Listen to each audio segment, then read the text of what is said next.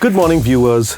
Welcome to Top of the Morning by Mint, your weekday newscast that brings you 5 major stories from the world of business. It's Tuesday, October 1st, 2024. My name is Nelson John. Let's get started.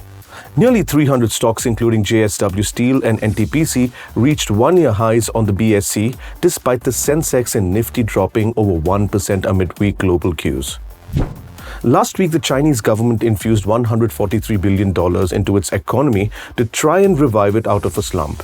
This led the Chinese public markets to experience their best week in more than 16 years. Initiatives also included a 2 trillion yuan bond, easing rules for buying homes, and revival of consumer spending. N. Madhavan explains the stimulus package and how it might affect the Indian economy.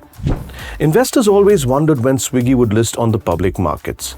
After its rival Zomato touched record highs this year, the intrigue turned into a fertile ground for Swiggy to have its IPO.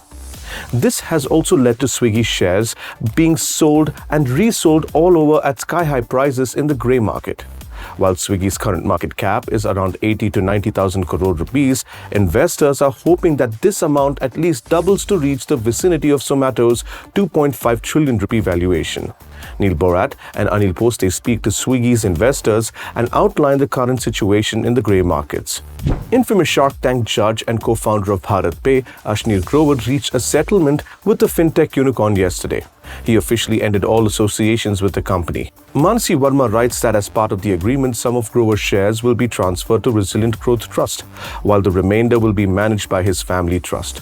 All ongoing legal cases between the parties will be dropped.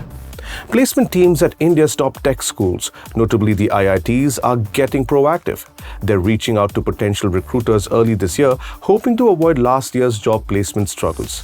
Devina Sengupta, however, reports that companies from IT, manufacturing and banking sectors are still on the fence about how many grads they'll hire from the 2025 batch. The older IITs, like those in Madras, Bombay and Delhi, typically start their placement season in December, while the newer ones begin as early as August to get a head start. Last year didn't end well for many grads who remained unplaced due to a cautious hiring climate amid economic uncertainties. Some early recruiters like Samsung, Accenture and Larsen & Toubro have already shown interest, and companies like Godrej Properties are looking to increase their hires from these institutions. IITs are also targeting startups and quick commerce platforms, with companies like Meesho planning to significantly increase their campus hires from last year. In Haryana, despite its economic prowess, life isn't as rosy for everyone. The state, boasting a per capita income much above the national average, hides a different reality in its villages, which makes up about 65% of its population. As the state gears up for elections, the stark contrast between prosperous urban areas like Gurgaon and struggling rural regions like Kulana is shaping the political battleground. This year, the fight is straightforward, boiling down to a clash between the BJP, holding the fort for 2 terms, and the Congress. The real issues fueling this face-off aren't just economic stats, but real-world problems affecting daily lives, agricultural distress, contentious army recruitment policies, and a heavy reliance on unreliable migrant labor.